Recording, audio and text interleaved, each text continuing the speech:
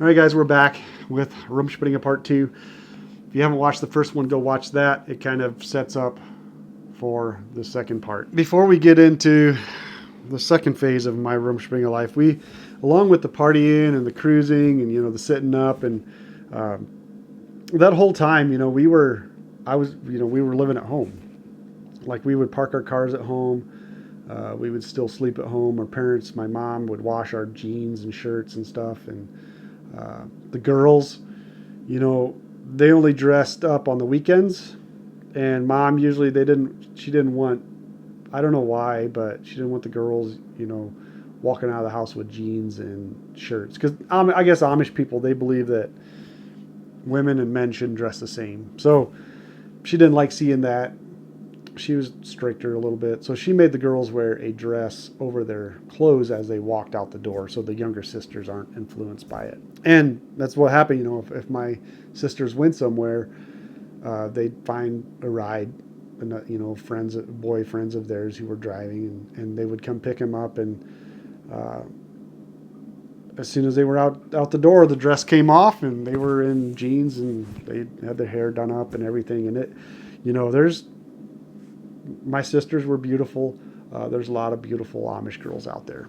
Like we as boys, we went to work in jeans and t-shirts and stuff. And I think this was back in 2000. Now the girls do that also, along with the boys. It's come a long way. I think the girls, most of them get driver's license. The ones who choose to be part of the car youth anyway. So, and then they live at home and all that. So the parents, it's just the norm. And with the parents, we drove our parents around. We drove other Amish people around. It was just that period of Rumspringa. We were not members of the church, so we were free to indulge in some of the technologies that the world has. And another thing, along with all the partying and the cruising, if there was nothing going on, we would cruise dirt roads. It would be so much better here in Idaho because there's so many more. But we would cruise dirt roads, and you have to imagine northern Indiana, it's all kind of set up in squares. And with, tar roads going this way, maybe dirt roads going this way. Anyway, so what you would do is you get a group of friends in your car with a case of beer, and you would drive down those dirt roads 5 miles an hour or so, and just drink, get drunk. And sometimes the driver would drink. Usually, for the most part, I think they tried to stay sober. I don't know how much that happened. I don't know. I can't speak for other people, so I don't know. But there was a lot of good times with that, especially in my Camaro with T-tops. Because in the summertime, we would sit on top of the car, be going 5 miles an hour. We'd just, be sitting on the doors and on the roof. Two of us guys, some girls, whatever, and just be guiding with our foot on the steering wheel. We're not going fast; it's idling, and it'd be, we'd have fun until there was something to do. Then we'd take off and we'd do that. I have a story with that. There was this happened for a while, and then the cops caught on to it and they figured out what's going on. And when they would see a car driving 5 miles an hour down the dirt road, they would go pull it over. But so they were trying, the law enforcement was trying to crack down on all this partying, this underage drinking, and I'm assuming the drinking and driving that happened. So they decided to take sections, like, the community's pretty large, and it's hard to find us, right? Because we were here this weekend, this night, and then over here this night, and then over, So they decided they're just going to band together and patrol certain areas for the weekend. I don't know how long this lasted, but I remember when that was going on, me and two other guys, we were bored. We didn't want to drink. We were just out listening to music, driving around, and we were driving down 250 North out of Shipshewana, headed towards Middlebury, and there's a cheese house on the right-hand side of the road, and we saw a sheriff sitting there. Well, fortunately, there was a dirt road right after the cheese house. It's tar now, but it was dirt road. So we drove down there, and we took a left turn. The sheriff was in plain sight. I don't know why he fell for it. But we took a left turn on this dirt road, and we hit 5 miles an hour, and we just cruised. And, you know, everybody drives slower on a dirt road anyway. This was just excessively slow. And we just cruised, and sure enough, he follows us. And he pulls us over. And on the basis of suspicious vehicle, right? And he checks us out, and he's like, what are you guys doing? And we're like, well, we're just listening to music and cruising, not much to do tonight. And he flashes in the back of the car and all that. He's like, you guys drinking? You guys have any beer? We're like, no, we don't have any beer. He's like, oh, okay, well, you guys are good to go. Just have a good evening, drive safe. And okay, so we kept on cruising down that dirt road 5 miles an hour. I'm assuming he went back to where he was parked, kind of behind a sign. But we cruised down that dirt road, and we crossed Highway 20 where Rise and Roll Bakery is now. And we drove on that tar for a little bit, and there's a dirt road off to the left there, and we hit that, and we just cruised. Because we figured there might be other cops around. So we hit that dirt road, we were headed east, and we 5 miles an hour, you know, and I was on the brakes to try to go slow all the time, and sure enough, here comes another cop, different one, pulls us over. What are you guys doing? We're just cruising, listening to music, you know, and you guys drinking? Like, nope, we're not drinking. It's like, why'd you guys stop back there? I'm like, oh, we didn't stop. Yeah, I saw you stop. I saw your brake lights. I'm like, no, we didn't stop. I was slowing down, but we didn't stop. He's like, well, okay. Well, he checked us out, made sure we didn't have alcohol or anything, and he was like, well, okay, you guys drive safe. Have a good night. So we drove down there a little bit. We turned around. We came back, and we drove down that same road that we originally got pulled over, just going the different direction, and doing 5 miles an hour. Sure enough, the third cop pulls us over. This is all within 45 minutes, all right? And this guy, this cop was kind of known to be a butthole. He pulls us over, and obviously he ran our plates. He came up. He was not happy. What are you guys doing? Well, we're just cruising. We're bored listening to music. Well, yeah, I'm getting a lot of calls. Suspicious vehicle out there. All right, you guys, you're like, well, I mean, we're not doing anything wrong. We're just cruising along. Well, people are calling in complaining. It was nothing but Amish houses. Nobody was calling in complaining. And, you know, he ran our plates. I think this is what irritated me. Probably the third guy to run our plates within 45 minutes, and it hurt his pride. he was mad. He was like, well, how did he word it? But anyway, he was irritated, and I wasn't backing down. And he was like, well, I'll write you a ticket. I'm like, a ticket for what? He's like, well, I'll think of something. And I was like, you can do that? You can just write me a ticket for something? Well, yeah, I'll come up with something. I was like, well, okay. It's not a problem. I'll contact my lawyer. He'll take care of it. And then, I don't know, for some reason that seemed to change his tune a little bit. He was like, well, okay, well, you guys just speed up a little bit, and you know, have a good night. So I don't know.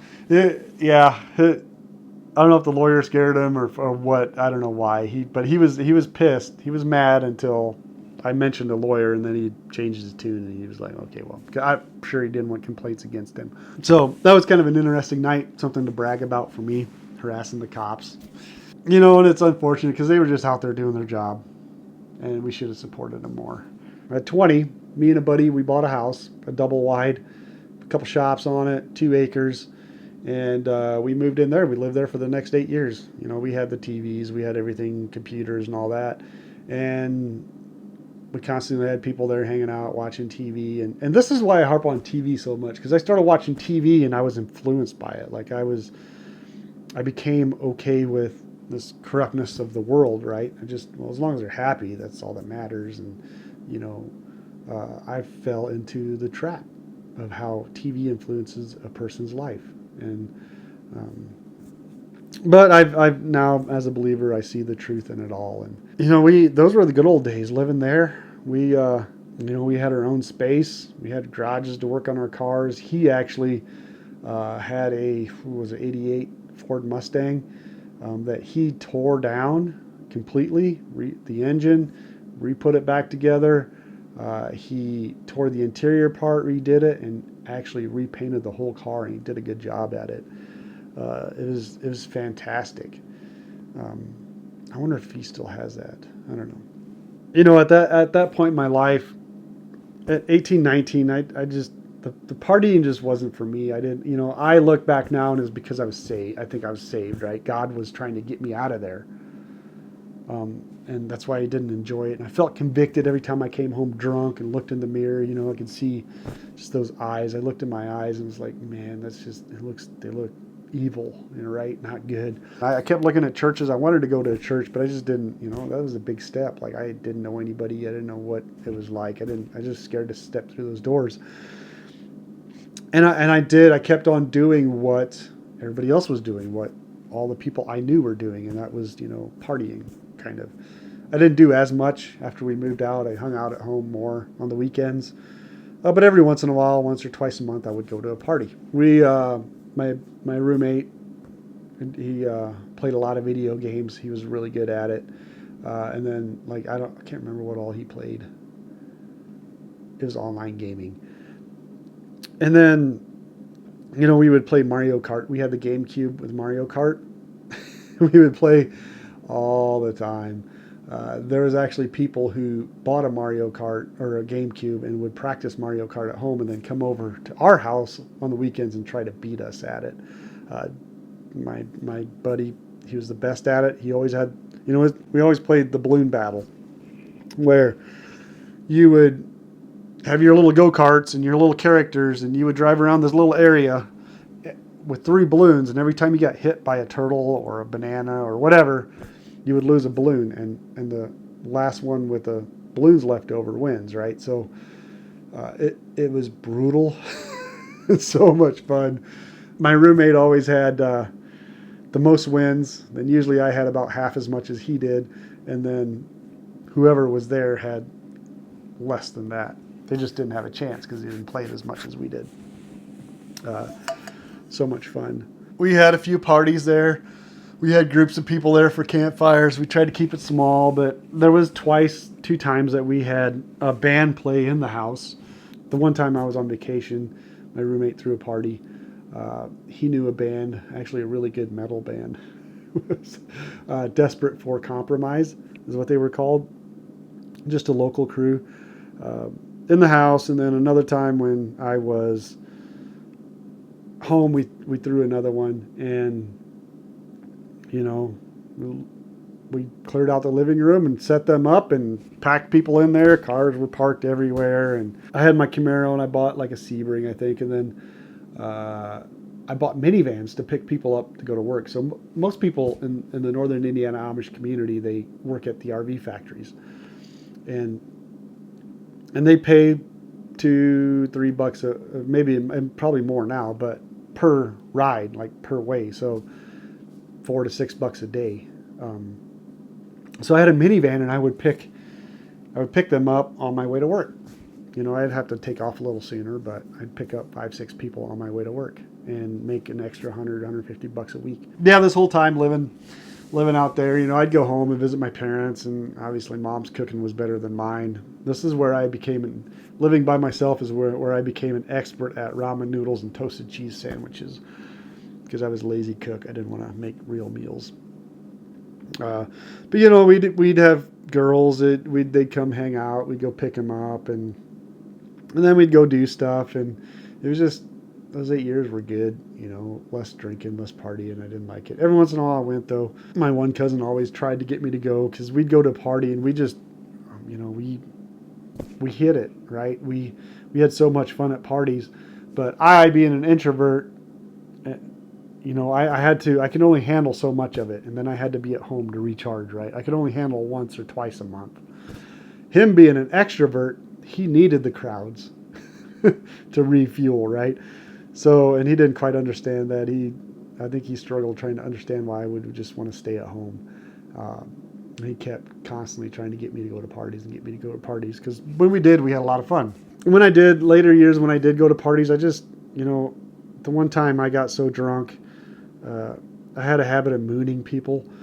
But the one party I got so drunk, I went to work Monday and one of the girls there was telling me about it. Like, yeah, you were walking around, you had your pants down to we had, I mooned somebody obviously and they pulled my pants down. I was walking around with my pants at my ankles and it's like, okay, that's it.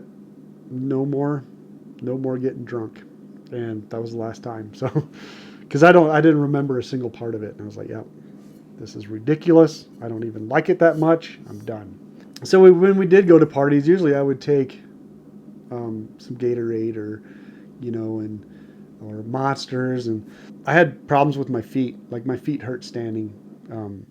I always thought it was just bad arches and stuff, but it ended up just being my posture was bad. But anyway, so instead of and in a lot of the parties you would just stand up and talk to people. Well, I couldn't stand up for a long time. I hated it. So I took this nice oversized folding camping chair, right? I still have it. Camouflage, so comfortable.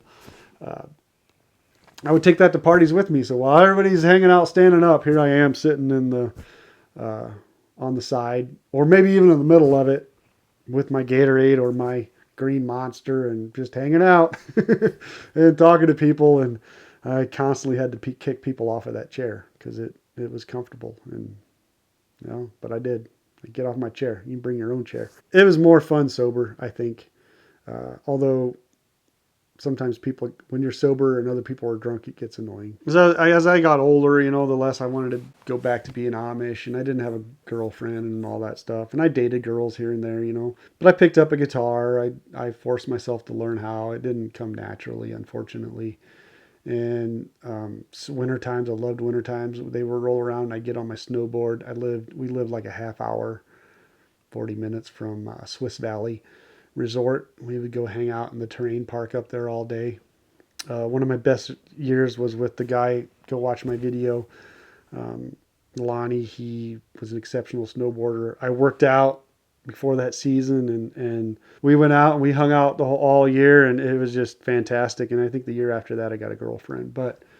And I got a lot of opportunities to go on trips because Amish people, they don't drive, so it's expensive to hire somebody to take them to, say, Colorado or something.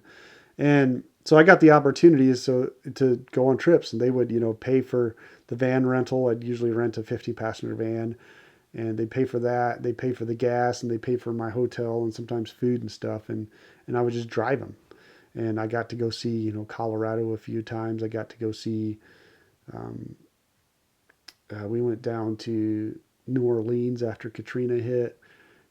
Stuff like that. And I love that. I wish I would have not partied and just traveled around in the area on the weekends. Every year we would go up to Boyne Highlands. There's a ski resort.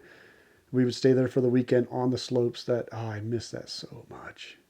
We would literally get out of bed in the morning, put on our clothes, and we'd walk up to the lodge, and they would have this breakfast buffet, just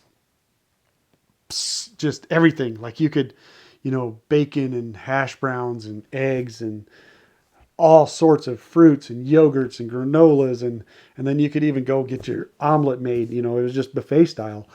You would eat, and then you would walk out to the lift and ride till 12, 1 o'clock. And then you would come in and you would eat a lunch. Like the one time we went up with 8 people. We rented a little chalet on the slopes in the hotel, whatever it was, big room, multiple beds. Some of us slept on the ground, but on Friday nights when we were heading up there after work, we got like 10 pizzas. And so every time we got hungry, we'd just come in and eat some pizza and then head back to the slopes. But yeah, you would ride till 12, 1 o'clock, and then you would come in, eat some lunch, take a nap if you wanted to, and then you'd get back out there until 9, 10 o'clock, and you would come in and they had outside pools, hot tubs, and you would go out there and hang out in there while the snow's flowing down, and it was fun. You'd go to sleep. The next morning, you'd wake up and do the same thing. That's kind of what we did.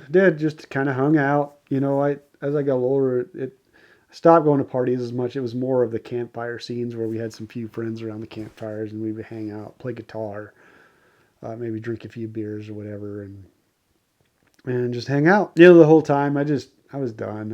I was ready. I was praying to God. I want a family. I want out of here. Eventually, I got a girlfriend, and then, well, the rest of the story is my testimony, why I left the Amish. I think it's titled. There's a long version and a short version. Go watch those. Clothing, I started out with the Tommy Hilfiger, Nautica, Ralph Lauren, whatever it was. Ralph Lauren, I don't know. And then I kind of transitioned into the punk. My cousin was an influence on that. I don't know if it was Green Day or who, but the Jinko jeans, right? If you guys don't know what Jinko jeans are, I'll try to put a picture up here, but they're big baggy pants. Like the leg opening on the bottom would fit over my whole foot, and I wear a size 11.5 shoe. So they're huge. The pockets go down below the knee. It was kind of handy at parties where you could just fill the pockets with beer and you wouldn't have to take the long trip back and forth from the cooler. Then after that, I kind of transitioned back into the Abercrombie look, Abercrombie and Fitch type of deal. The Buckle. Buckle always had good jeans. Lucky Brand was a good brand of jeans. After that, I kind of found my identity in the rock, with the rock look. I could not handle rap music. I hate it. I still do. It's junk, hip hop, whatever you want to call it. I was always a rock guy. The Metallica, the Tool, well, even some of the mainstream stuff like Breaking Benjamins, and definitely not Nickelback. If you're a Nickelback fan, I'm sorry. Unfortunately, that first song, "This Is How You Remind Me," what I really am. This is how. I fell in love with it, and I listened to it over and over and over, and then I was sick and tired of it, and that was it for Nickelback. But Chevelle, all those guys, and then the harder stuff, Bullet for My Valentine and all that. But I couldn't handle rap. I identified with myself with rock and that stuff, and I'd wear the jeans and the black T-shirts and the chain on my wallet, which is really cool. I think the chicks dig that, Yeah, so I had the whole rock look with the Chuck Taylors. Nobody really wore Chuck Taylors. And then I bought it. There's one guy maybe who wore them every once in a while. And I bought a pair, and they sat in my closet for 6 months because I was so nervous about wearing them. I didn't want, I was so worried about what people thought. And so I bought them, and they sat there for a long time, and then finally I started wearing them. And I think my roommate started wearing them at the same time, and after that, everybody started. I don't know if it was just us or the trend at the time, but it's the way it was. I had long hair. I never got any tattoos or piercings. I would have loved to have that for my look, but not for permanent. I never wanted tattoos or piercings permanently. I just didn't. I always got labeled as kind of a druggie, even though I never did any drugs. I only drank every once in a while. Didn't even like that. Fortunately, I never got into drugs because I'm just so blessed not to have gone down that road. But people still labeled me as that because I didn't live at home and I had long hair. It's just how judgmental they are, to the point of one day at Jayco where we had a plant meeting, and I was sitting next to a person who had gone through, he was married, but he had participated in the Clinton youth, like the conservative side, the ones that don't do anything wrong, right? And we were sitting in the meeting, and they were telling us how we are now going to do random drug tests. If your name gets drawn, you go do a drug test. And this guy, he just whips around, he just looks at me, just stares at me for a while. And it was really awkward for me. It was like, come on, dude. That's weird that you're just staring at me. And then it's like, so what are you going to do? Like what are you going to do if you have to take a test? And I went, okay. Well, and then I was like, well, I guess I'll get fired. He said, I'm not even going to waste my time trying to convince them I don't do drugs. Because everybody believed I did. Everybody thought I did. Some of even my own family members wouldn't believe me if I told them that I never did any drugs. It was just, that's how they are. They just assume, and everybody thought I was lying when I told them I never did drugs, never do drugs. And I knew they thought I was lying, which made me feel like I was lying. But yeah, so be it. That's just kind of how the community is. That's one really good, that's positive of not being in it. So that's my life is in Rumspringa. You started at 16 and there's no period you have to end it. It's just whenever that person decides to join the Amish church again.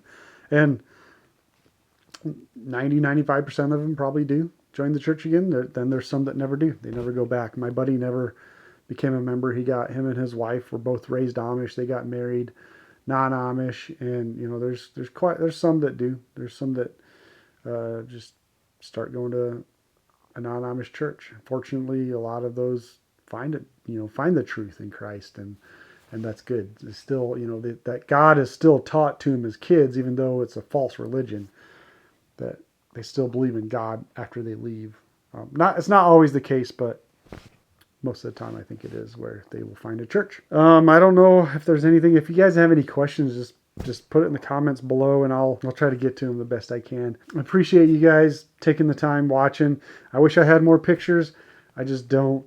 I do have pictures of other people's parties and stuff, but it involves other people, and I don't know that it's okay to just put that on my video. So I'm not going to. The pictures I did post on here are of me for the most part. Make sure you hit that like button, subscribe, share for more content. We will see you guys next time.